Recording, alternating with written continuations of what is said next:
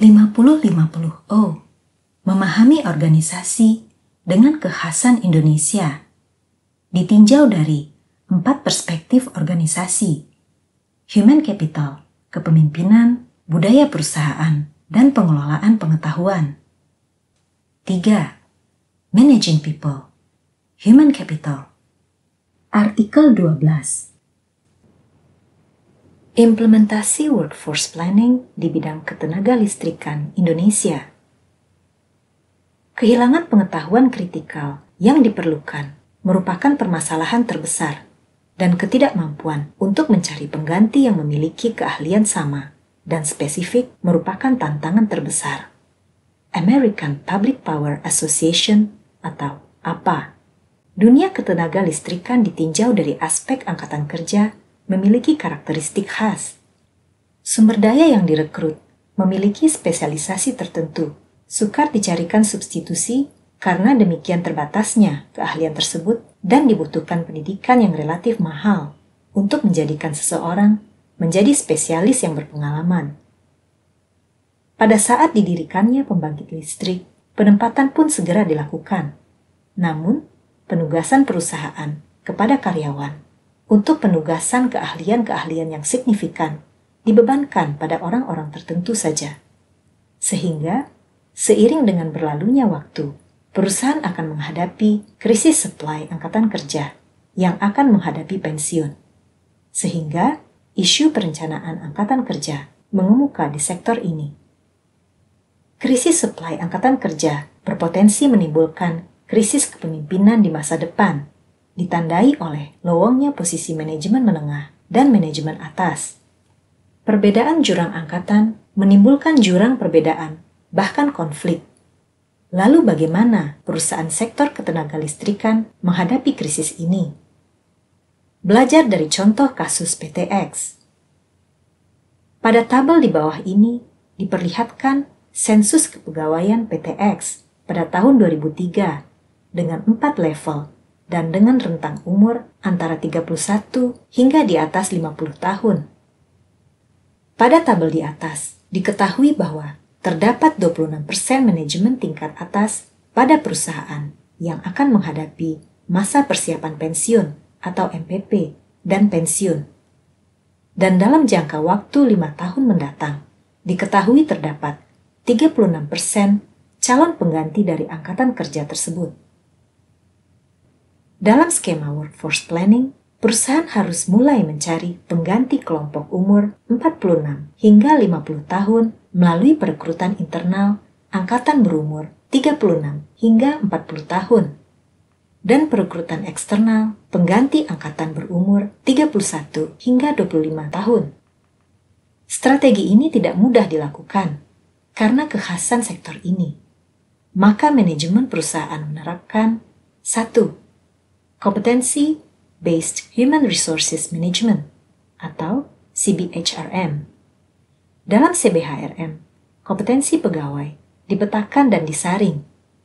Hasilnya ditujukan agar pegawai yang memiliki gap rendah segera mengejar ketertinggalannya melalui pelatihan-pelatihan agar terjadi percepatan di dalam menggantikan angkatan tua.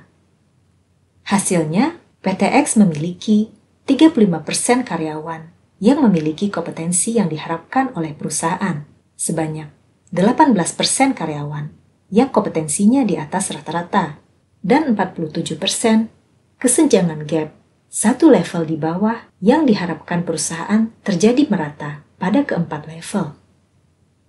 Metode lain juga diterapkan oleh perusahaan lain, dan juga perusahaan ini untuk menyiasati defisit angkatan kerja ini adalah 2.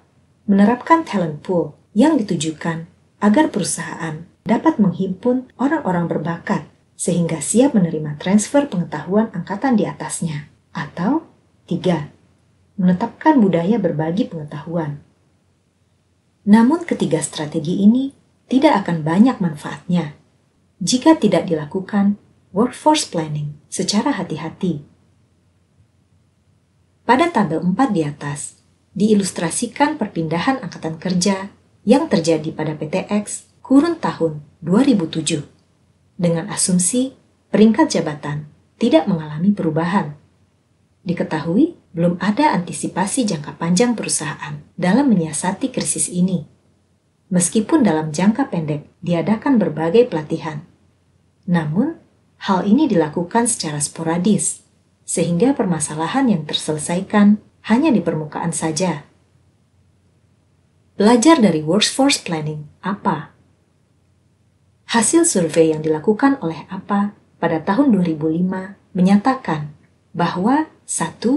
Kurangnya review serta implementasi strategi perencanaan angkatan kerja, dan 2. Ketidakseriusan manajemen dalam mengelola perencanaan angkatan kerja merupakan faktor penyebab utama terjadinya krisis tenaga kerja di bidang ketenaga listrikan yang akan dihadapi oleh sektor ini sebentar lagi, yakni pada tahun 2010.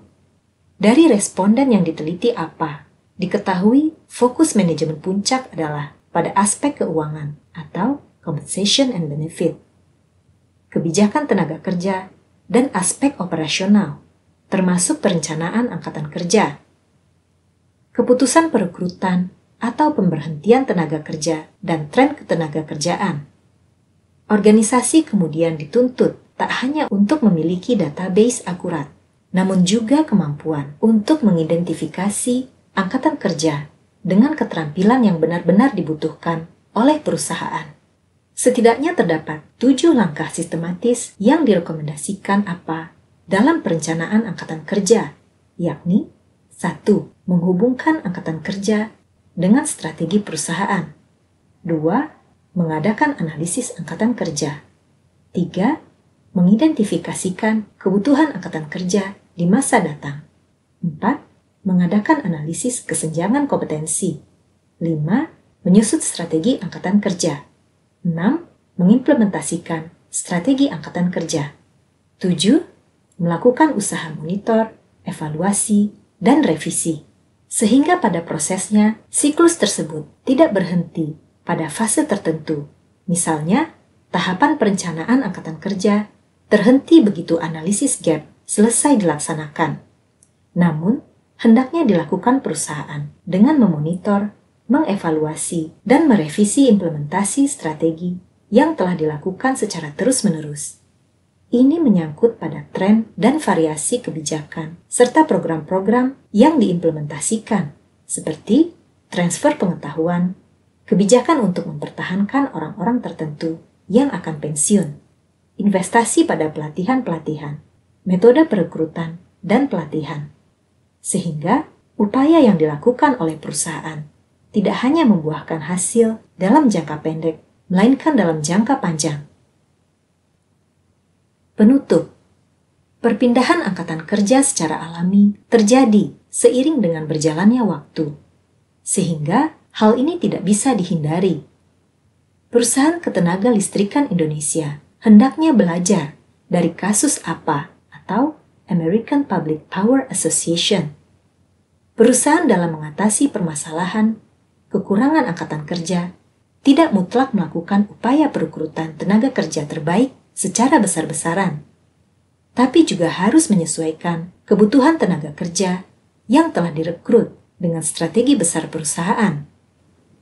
Perusahaan dalam menyikapi hal ini dengan menyusun strategi angkatan kerja secara holistik dan memiliki pengaruh dalam jangka panjang, yakni dengan menjalankan 7 langkah perencanaan angkatan yang efektif dan sistematis. Semoga